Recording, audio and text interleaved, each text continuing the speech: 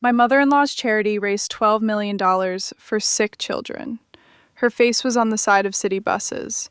She was named Humanitarian of the Year.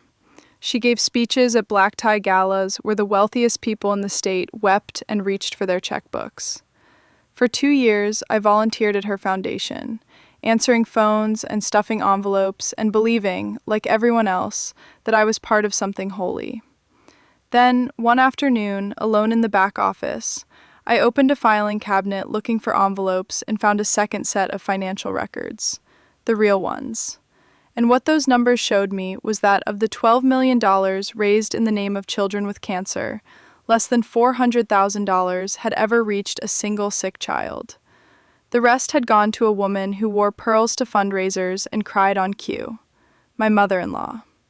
I didn't confront her. I copied every page. I waited 11 months.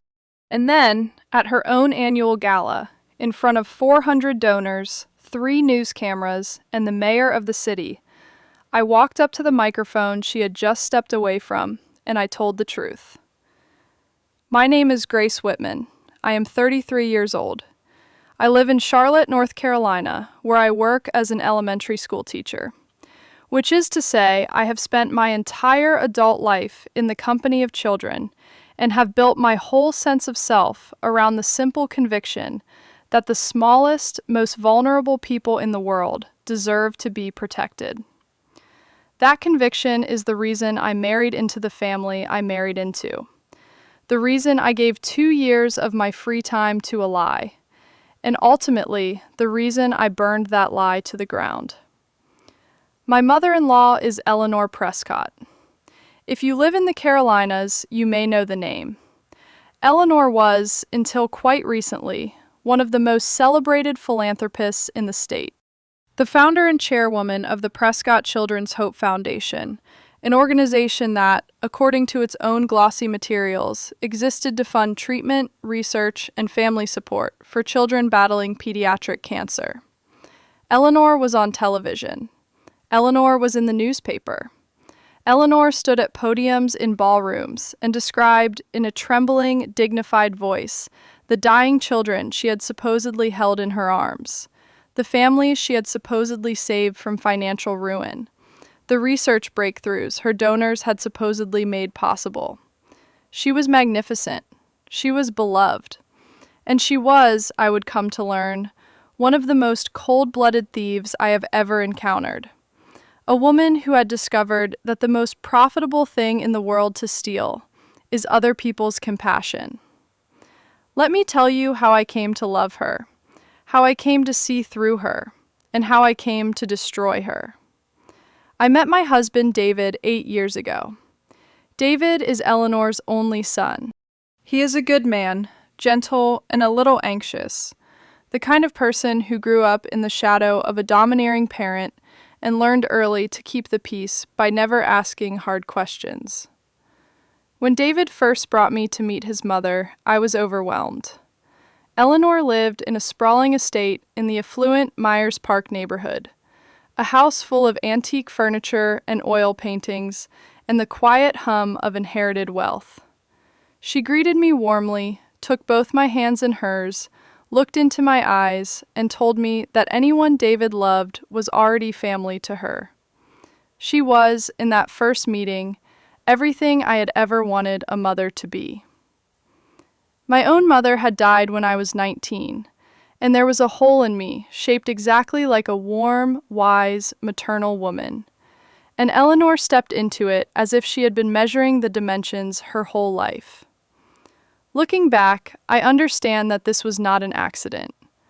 Eleanor was a reader of people.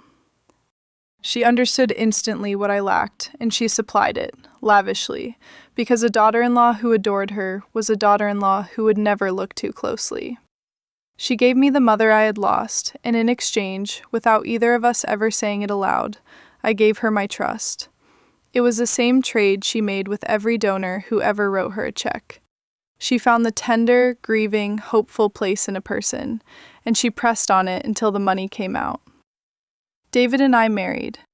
For the first few years, my relationship with the foundation was that of an admiring outsider. I attended the galas, I clapped at the speeches, I wore the little ribbon pins. I felt proud, genuinely proud, that my husband's family was devoted to such a sacred cause. Pediatric cancer is the kind of suffering that stops the breath in your chest. A bald child in a hospital bed, a parent's face gone gray with exhaustion and terror. These are images that bypass every defense a person has. And Eleanor's foundation was built entirely on those images. The brochures, the website, the gala slideshows, all of it was children. Beautiful, suffering, hopeful children. Their enormous eyes staring out of the photographs, while a voiceover or a caption explained that your generosity could save them. I believed it completely. Why wouldn't I? Then, 2 years ago, I decided to get more involved. It was a natural step. As a teacher, I had summers and afternoons that other people did not, and I wanted to do more than write a check once a year and applaud from a banquet table. I wanted to be useful. So I asked Eleanor if I could volunteer at the foundation's offices, doing whatever needed doing. I expected her to be delighted. Instead, there was a small pause, a flicker of something behind her eyes that I did not understand at the time and would only recognize much later. Hesitation, calculation, the instinct of a person with something to hide being asked to open her doors. But the pause lasted only a second, and then Eleanor smiled her warm, total smile and said, of course, that she would love to have me, that family was the heart of everything. I started the following week. The foundation operated out of a suite of offices in an unremarkable building on the south side of the city. It was smaller than I expected, given the scale of the fundraising, but Eleanor explained that they kept overhead low so that more money could go to the children, which sounded exactly right, which was exactly the kind of thing I wanted to hear. There was a small paid staff, an executive director named Marcus, who handled operations, a development officer named Cheryl, who managed the donor relationships, and a part-time bookkeeper named Donald, who came in a few days a week. And there were volunteers, a rotating cast of well-meaning retirees and church groups, and, now, me. My duties were mundane, and I loved them. I answered phones. I processed donation forms. I stuffed envelopes for mailing campaigns. I assembled welcome packets for new donors. I helped organize the silent auction for the annual gala. It was tedious, repetitive work, and it made me feel like I was contributing to something that mattered. For about a year, I noticed nothing. This is the part of the story I am most ashamed of, and also the part I most want people to understand, because it is the heart of how these schemes survive. I worked inside a massive fraud for a year and saw nothing, because I was not looking. I trusted Eleanor. I trusted the cause. The suffering children on the walls had switched off the suspicious part of my brain. When you believe you are doing God's work, you do not audit God. The cracks, when they finally appeared, were small. The first one was a phone call. I was at the front desk one afternoon when the phone rang, and it was a woman, her voice thin and frayed in the particular way of a person who has been crying for a long time. She said her name was Tanya, that her 4-year-old son had leukemia, that she had applied to the Prescott Children's Hope Foundation for assistance with her medical bills 3 months ago, that she had been told she qualified and that she had been calling for weeks without ever reaching anyone who could tell her when the help would come. She was about to lose her apartment. She did not know what else to do. I took down her information and promised her someone would call her back. When I brought the message to Cheryl, the development officer, something strange happened. Cheryl's face went still. She took the slip of paper from me, glanced at it, and said, with a smoothness that I would only later recognize as practiced, that the Family Assistance Program had a long waiting list and very limited funds, that they helped as many families as they possibly could, but that the need always outstripped the resources, that it was heartbreaking, but that was the reality of charity work. And then she put the slip of paper in a drawer, not a file, a drawer, and changed the subject. I thought about Tanya for days. The waiting list explanation made sense on its face. There is never enough money for all the suffering in the world. But something nagged at me. We had just held a gala 4 months earlier that, according to Eleanor's triumphant speech, had raised over $2 million in a single evening. We received donations every single day. I processed them myself. Checks and online gifts and corporate matches. A steady river of money flowing in on the strength of those children's faces. Where was it all going if a mother with a son dying of leukemia, a mother who had been told she qualified, could not get a single call returned, could not get help before she lost her home? I started, very quietly, to pay attention. Over the following weeks, I noticed other things. I noticed that almost all of my work involved bringing money in, and almost none of it involved sending money out. In a year of volunteering, I had stuffed thousands of fundraising envelopes, processed hundreds of donations, helped organize an auction that raised tens of thousands of dollars, but I had never once helped process a grant to a family. I had never assembled a check to a hospital. I had never seen the assistance side of the operation at all. When I asked Marcus, the executive director, about how the family grants worked, he told me that those were handled separately, confidentially, to protect the privacy of the families, and that it wasn't something volunteers were involved in. The answer was plausible. Privacy matters. But it was also, I noticed, a wall. Every time I came close to the question of where the money went, I hit a wall, smooth and polite and immovable. And the walls, I had begun to realize, all pointed in the same direction, toward Eleanor. The afternoon that changed everything was an ordinary one. It was late, after 5, and most of the staff had gone home. I had stayed to finish assembling welcome packets for a new batch of donors, and I had run out of the foundation's letterhead envelopes. I knew there were more supplies in the back office, the small room where Donald the bookkeeper worked and where the older files were kept. I had been in there before. I went in, looking for envelopes. The supply cabinet was against the far wall.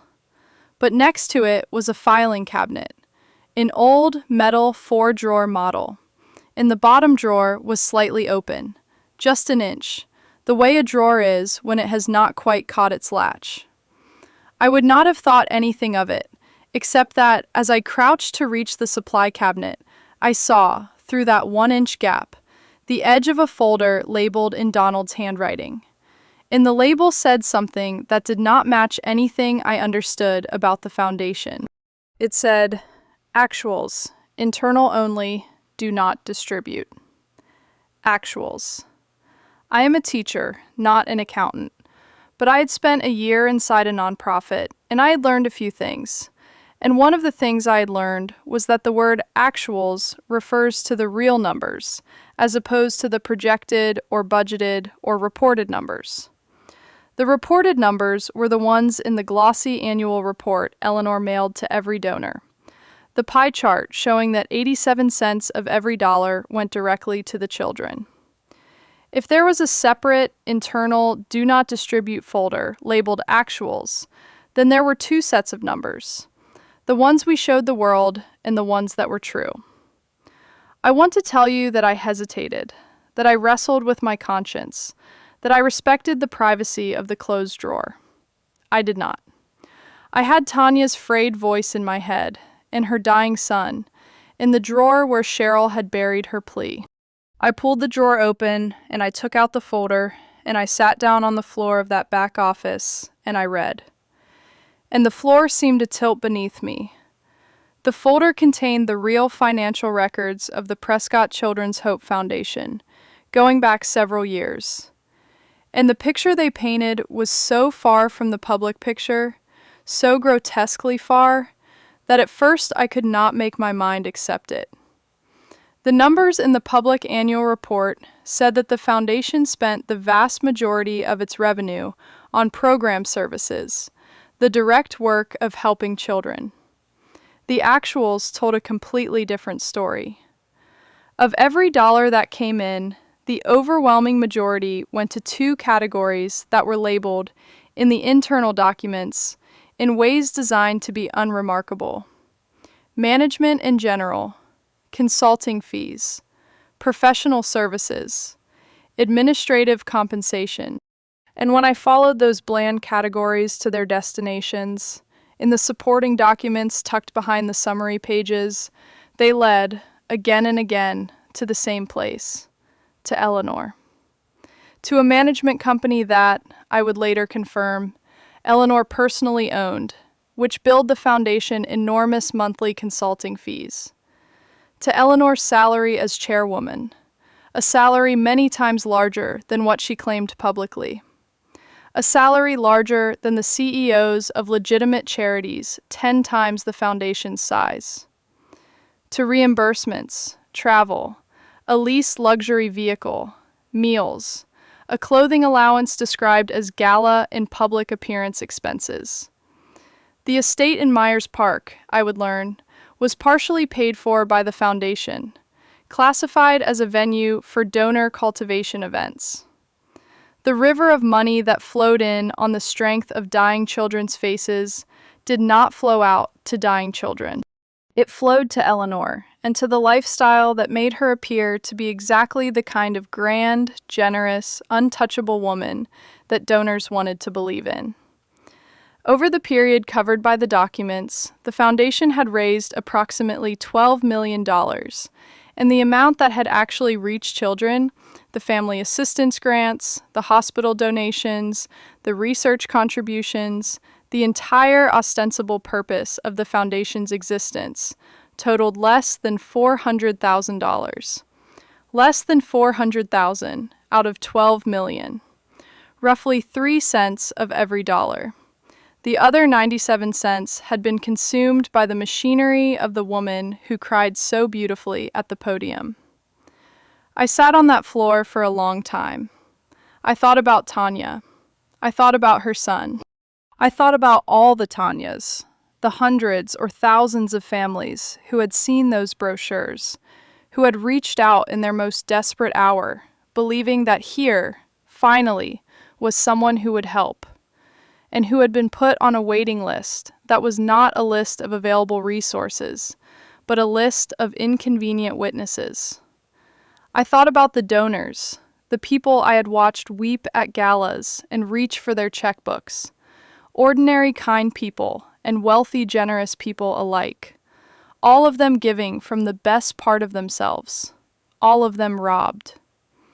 And I thought about the children on the walls, the beautiful suffering faces that Eleanor had turned into a marketing asset, a revenue stream, a way to fund pearls and luxury cars and a mansion. I had married into this family. I had called this woman a second mother. I had stuffed her envelopes and answered her phones and worn her ribbon and felt proud.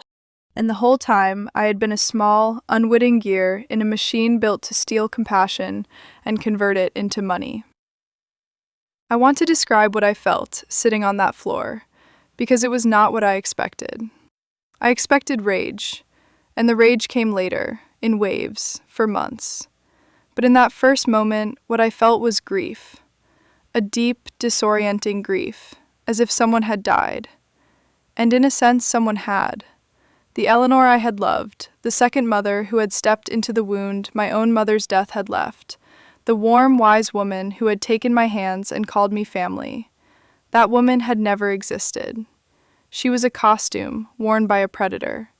And the part of me that had loved her, the orphaned, hungry, grateful part, had to absorb the fact that it had loved a mask. That grief was almost worse than the outrage, because outrage at least has an object, a direction, a use. Grief just sits in your chest and aches.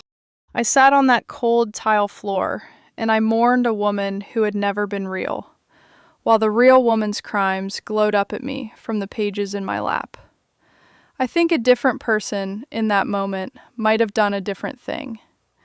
A person might have stood up, walked into Eleanor's office the next morning and confronted her, demanded an explanation, given her a chance to come clean, or threatened her into stopping. I understand the appeal of that, but I had been raised by a mother who, before she died, taught me something I have never forgotten. She taught me that the truth is the only weapon that does not break in your hand. A confrontation would accomplish nothing except to warn Eleanor that she had been discovered. She would shred the documents, fire Donald, restructure the entity, lawyer up, and disappear behind the wall of respectability and wealth that had protected her for years. She would also, almost certainly, turn David against me, spin a story about his unstable wife who had invented a paranoid fantasy. And I would lose not just the fight, but my marriage and my credibility in a single stroke. No. I had spent a year being a gear in her machine. Now I was going to spend as long as it took becoming the thing that broke it. I did not take the folder.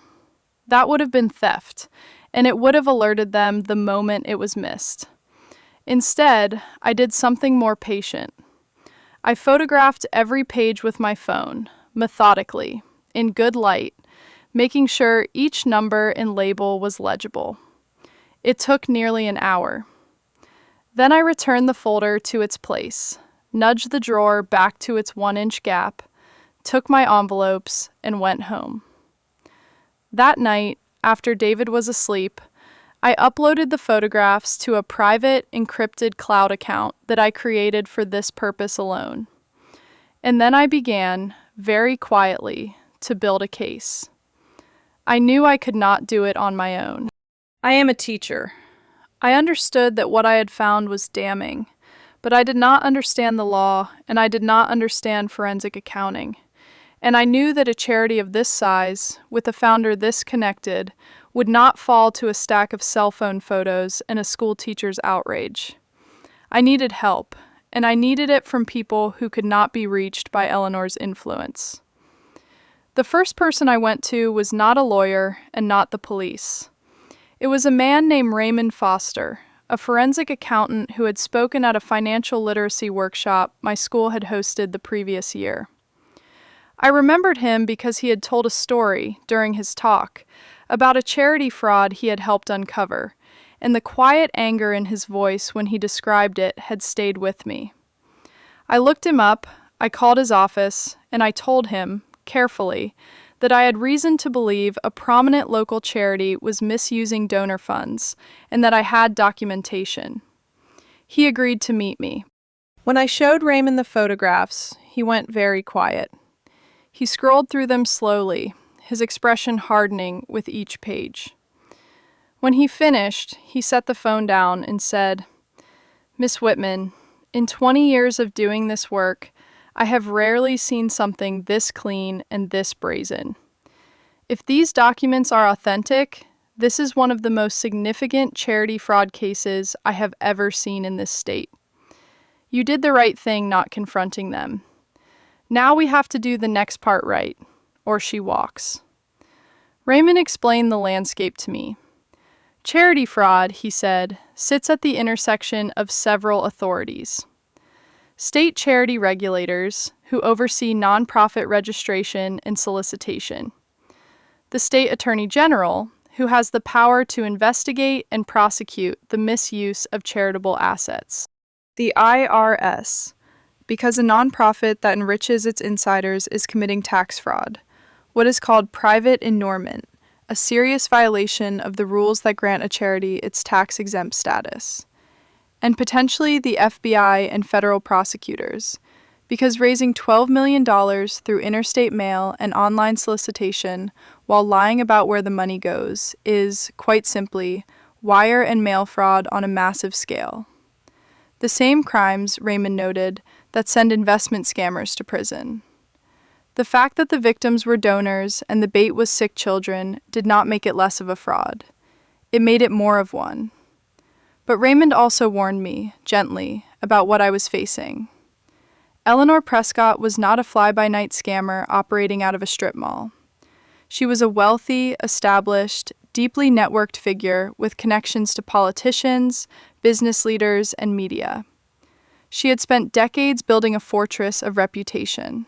People did not want to believe that the Humanitarian of the Year was a thief, because believing it meant admitting they had been fooled, meant admitting they had cried real tears and given real money to a con.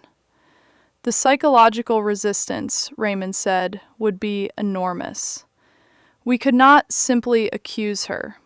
We had to build a case so thorough, so meticulously documented, that the truth could not be waved away as the bitter fantasy of a disgruntled daughter-in-law. Over the next 11 months, that is exactly what we built. I want to be honest about how hard those 11 months were, because the dramatic ending is the part people remember, but the 11 months are the part that actually mattered. Every single day, I had to go on living inside the lie. I had to keep volunteering, keep stuffing envelopes, keep answering phones, keep smiling at Eleanor across the dinner table at Sunday family meals, keep calling her by the affectionate name I had always used, all while I was working, in secret, to end her. I had to keep this from David, which was the hardest thing of all, because David is my husband, and I love him, and I do not keep secrets from him. But Raymond and I agreed that David could not know, both for his own legal protection and because I did not know, could not know, how he would react to the accusation that his mother was a monster. So I carried it alone. I lost weight. I did not sleep. I developed a tremor in my hand that my doctor attributed to stress. The Sunday dinners were the worst of it. Every other week, David and I would drive out to the estate in Myers Park, and Eleanor would greet me at the door with her warm, total smile, take both my hands in hers exactly as she had the first day I met her, and tell me how glad she was to see me, how much she had been looking forward to it.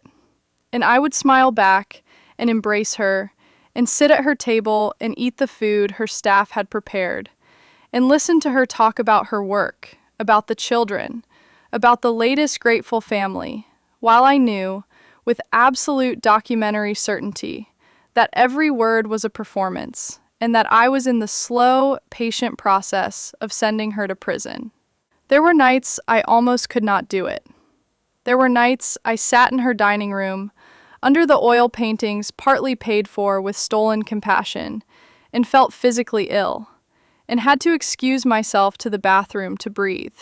I would look at my own face in her guest bathroom mirror and barely recognize the woman looking back, gaunt and sleepless and stretched thin across a secret too large to hold. But then I would think of Tanya's frayed voice on the phone, and her 4-year-old son, and the drawer where her plea had been buried, and I would fix my face and walk back out and sit down again across from the thief and pass her the bread. I learned in those months something about the cost of justice that no one tells you. We imagine that doing the right thing feels righteous, that there is a clean glow of moral certainty to carry you through. There was no glow. There was only nausea and exhaustion and the daily grinding labor of betraying someone's trust in order to protect everyone she had betrayed. I was lying to a liar in the service of the truth, and the lying corroded me even though it was justified, because deception is acid, no matter whose cause it serves. I do not regret a single day of it, but I will not pretend it was anything other than the hardest, loneliest, most disfiguring thing I have ever done. Working with Raymond, and eventually with a whistleblower attorney named Sandra Liu, whom Raymond brought in, I did the patient work of turning my cell phone photos into a case that the authorities would have to take seriously. I documented the pattern of the Family Assistance Program, the way applications came in and were quietly buried. And Sandra helped me, very carefully and legally, identify and reach out to a handful of families like Tanya, families who had been promised help and abandoned, families who were willing to tell their stories. I preserved the original photographs and their metadata to establish their authenticity and the date I had taken them. Raymond, drawing on the documents and on publicly available filings, the Foundation's own tax returns, which are public records for any nonprofit, constructed a detailed financial analysis showing the staggering gap between what the Foundation told the public and what it actually did with the money. The public tax filings, it turned out, contained their own lies and inconsistencies. Lies that became obvious once you held them up against the internal actuals. And then, when the documentation was complete, Sandra did the thing that I could not do myself. She brought it to the authorities. She made formal, protected whistleblower disclosures to the State Attorney General's Charities Division and to the IRS, presenting the evidence not as the accusation of an angry relative, but as a meticulously assembled forensic case, prepared by a respected expert and supported by victim testimony and the Foundation's own records. The authorities, faced with that kind of package, could not ignore it. An investigation opened, quietly, the way these things do. Subpoenas went out. The Foundation's banks were contacted.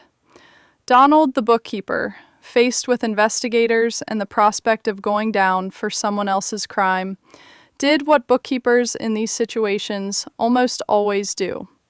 He cooperated.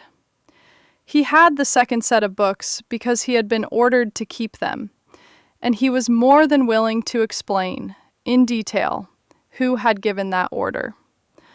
All of this was happening in the background, invisible to Eleanor, who continued to glide through her life of galas and speeches and pearls, utterly unaware that the ground had been hollowed out beneath her. And as the investigation matured, a date appeared on the horizon that Sandra, Raymond, and I all recognized as significant. The Foundation's annual gala, the crown jewel of Eleanor's year. The black tie event where 400 of the wealthiest and most influential people in the state gathered in a hotel ballroom to celebrate her, to weep at the slideshow of suffering children, and to write the checks that fed the machine. It was, Sandra explained, the single largest solicitation event the Foundation held, the night when the most money changed hands on the strength of the biggest lies. Legally and strategically, the investigation would proceed on its own timeline, regardless of the gala. But I asked Sandra and Raymond for one thing. I asked that, if it could be done without compromising the case, I be allowed to be the one to tell the truth, publicly, and that I be allowed to do it at the gala. Sandra was hesitant. She warned me about the risks, that a public accusation could expose me to a defamation claim if I overstated anything, that I had to stick precisely to what the documents proved and nothing more, that I could not characterize, could not embellish, could only state facts that were already substantiated and were already in the hands of investigators. I understood. I am a teacher. I know how to stick to the lesson. And I had a reason for wanting to do it at the gala, a reason that was not about drama, though I will not pretend there was no drama in it. The gala was where the lie was most powerful, where Eleanor's spell was strongest, where 400 good people opened their hearts and their wallets to a thief. If the truth was going to break that spell, it had to be broken in the same room where the spell was cast. The families like Tanya had been robbed in the dark, alone, one frayed phone call at a time.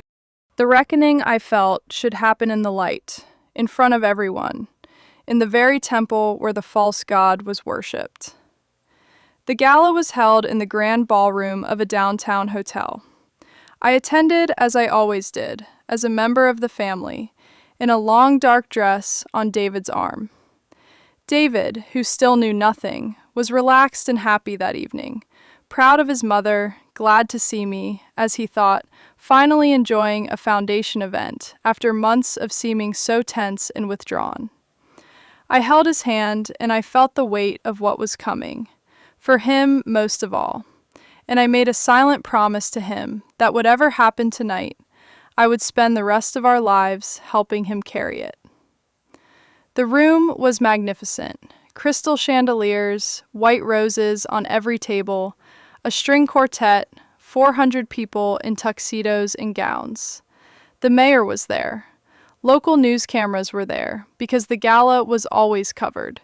The Humanitarian of the Year and her glittering crowd. On a large screen at the front of the room, a slideshow played on a loop. The faces of children, the enormous eyes, the bald heads, the brave smiles. While soft music swelled and captions promised that tonight your generosity would change everything.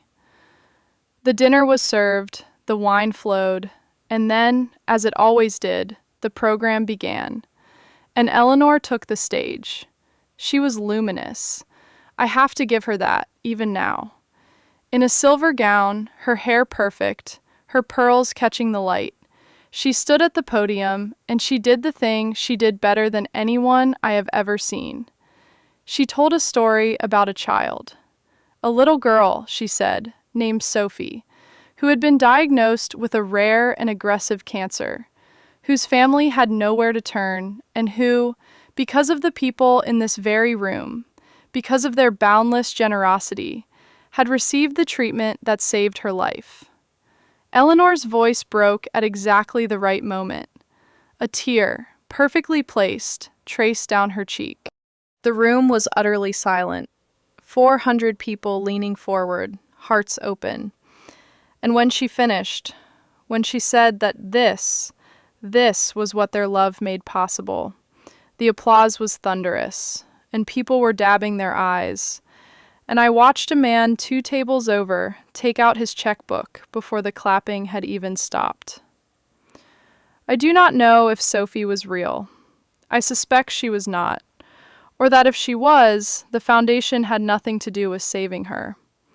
By then, I knew that almost everything Eleanor said from a podium was an instrument, calibrated for maximum extraction.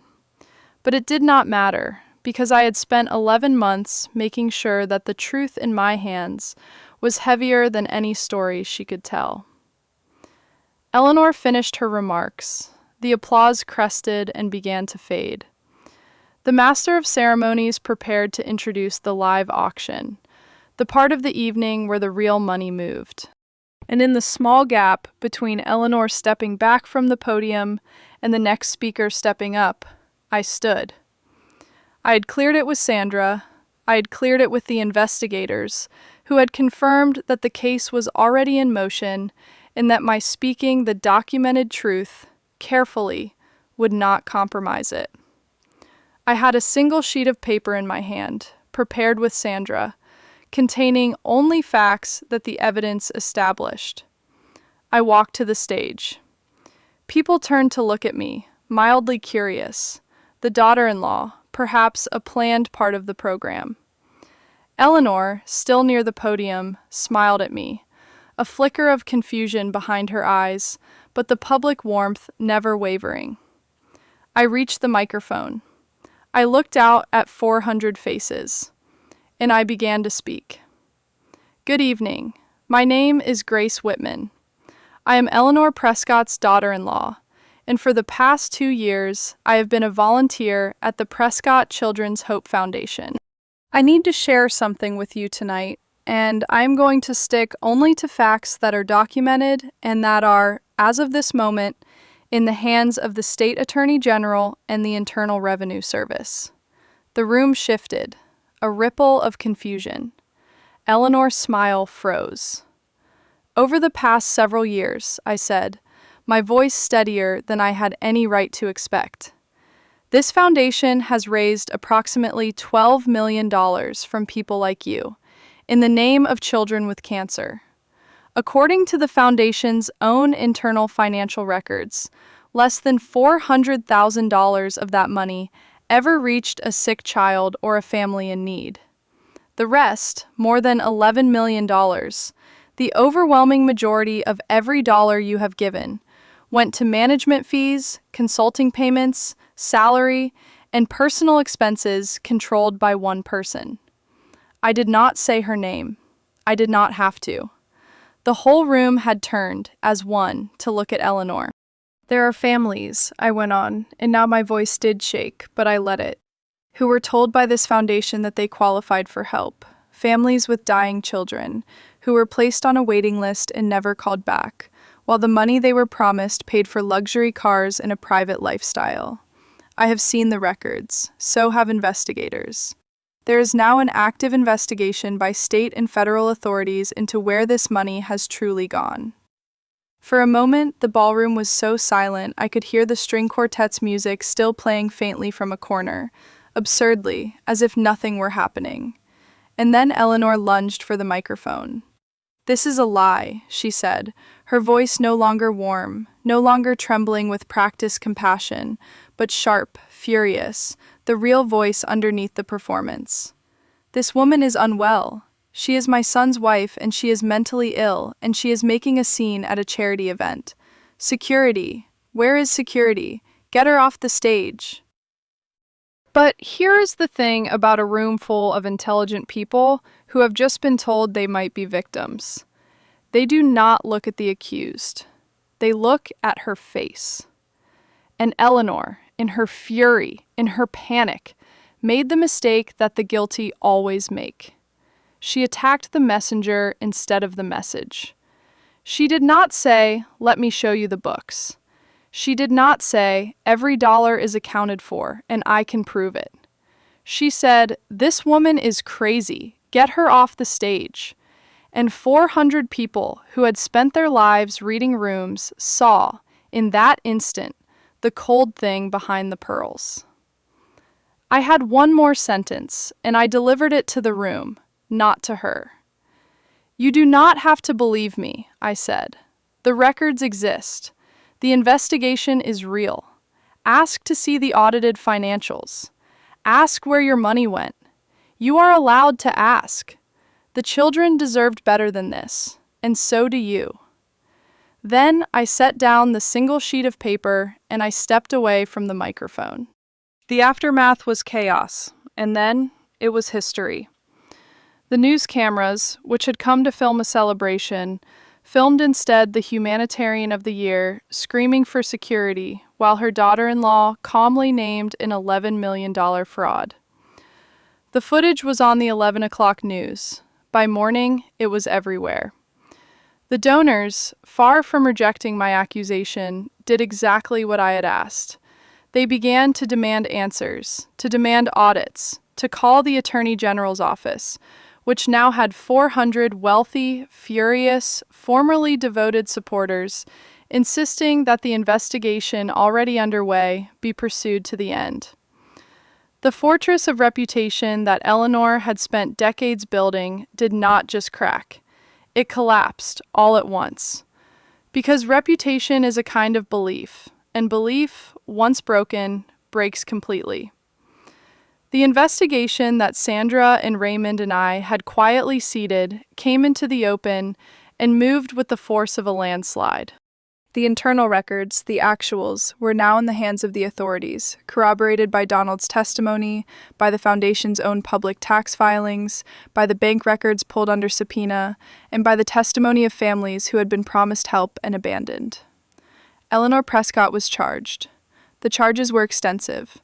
Fraud, in both its state and federal forms, for raising money through years of material lies about how it would be used. Tax violations for the private inurement that had stripped the foundation of any legitimate claim to its charitable, tax-exempt status. Misappropriation of charitable assets. The case was, as Raymond had predicted from the first afternoon, one of the most significant charity fraud prosecutions the state had seen.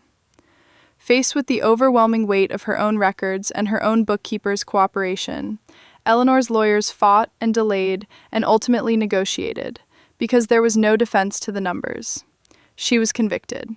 She was sentenced to a significant term in federal prison, ordered to pay restitution that she will likely never fully repay, and barred permanently from any role in a charitable organization. The Myers Park estate was part of the restitution. The pearls, I imagine, were sold.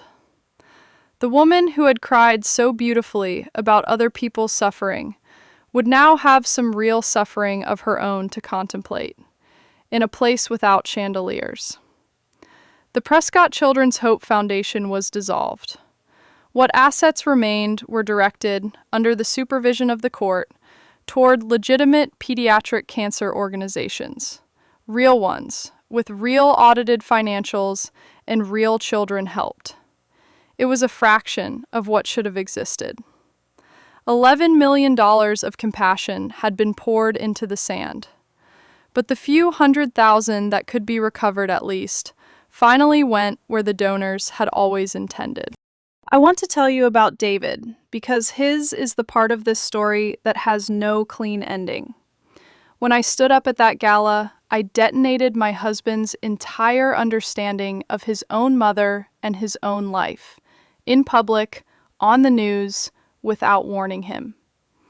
I had decided, with Sandra, that I could not tell him beforehand, both to protect him legally and because I genuinely did not know what he would do. It was the hardest decision I have ever made, and I do not know, even now, if it was the right one. David was devastated. Of course he was. In a single evening, he lost his mother, learned that she was a thief who had used dying children as props, and discovered that his wife had been investigating her in secret for nearly a year. He did not speak to me for 2 weeks. He went and stayed with a friend. I thought, during those 2 weeks, that I had saved hundreds of families and lost my own. But David is a good man, and good men, when the shock passes, find their way to the truth. He read the records. He sat with Raymond and let the accountant walk him through every page. And slowly, painfully, he came to understand what I had understood on the floor of that back office. That his mother had been a stranger wearing a mother's face. That the warmth had always been a tool. That the woman he loved had never really existed. He grieved her. He grieves her still. The version of her he thought was real, which is a harder grief than death. But he came home. He told me that he understood why I had done it the way I had done it, that he could not have borne to be part of protecting her, that I had given him a terrible gift, the gift of the truth, and that he would spend a long time learning to carry it, but that he wanted to carry it with me. We are, slowly, all right. I think about Tanya often. After the foundation collapsed, with the help of Sandra, I was able to find her. Her son, by then, had finished his treatment. He had survived. No thanks to the Prescott Children's Hope Foundation, but because other people, real charities, and a community fundraiser, and the simple, stubborn love of his mother had kept the family afloat. When I told Tanya who I was and what had happened, and that her buried phone call had been one of the first threads I pulled, she cried. And then she did something I will never forget. She thanked me, and then she said she was sorry. Sorry, she said, that I had been so close to it, that I had been family to that woman, that I had lost so much to do the right thing. I have thought about that a great deal, that a woman who had been robbed while her child was dying found it in herself to feel sorry for me. That is the kind of person Eleanor Prescott preyed upon. That is the goodness she converted into pearls. If you take anything from my story, let it be this. First, look at the math. The most dangerous charities, like the most dangerous investments, are the ones that hide behind emotions so powerful that you feel ashamed to ask a practical question. But you are allowed to ask. Legitimate charities publish audited financials and will tell you exactly what portion of every dollar reaches the cause. If a question about money is met with a wall, with an appeal to privacy, with a story about a suffering child instead of a number, that wall is hiding something. Second, the people who do the most evil are very often the ones who have wrapped themselves in the most good. A thief who steals through a charity for sick children has chosen that disguise precisely because it is the one no one wants to look behind. The halo is not proof of virtue. Sometimes the halo is the con. Third, do not confront. Document. The instinct, when you discover a betrayal, is to march in and demand an answer. Resist it. The truth is a weapon, but only if you have gathered enough of it, and only if you deploy it where it cannot be buried. I spent 11 months stuffing envelopes for a woman I was working to destroy, and those 11 months are the reason she went to prison instead of going free. And finally, never assume that the quiet volunteer in the back office, the one stuffing your envelopes and answering your phones and believing in your cause, is too small to matter. Eleanor Prescott built an empire on the assumption that the little people, the donors, the families, the volunteers, were sources to be used and never threats to be feared. She looked at me and saw an adoring daughter-in-law, a free pair of hands, a gear in her machine. She should have looked a little harder. Because the most dangerous person in any organization is not the one at the podium in the silver gown. It is the quiet one in the back who has stopped believing the story and has started reading the numbers.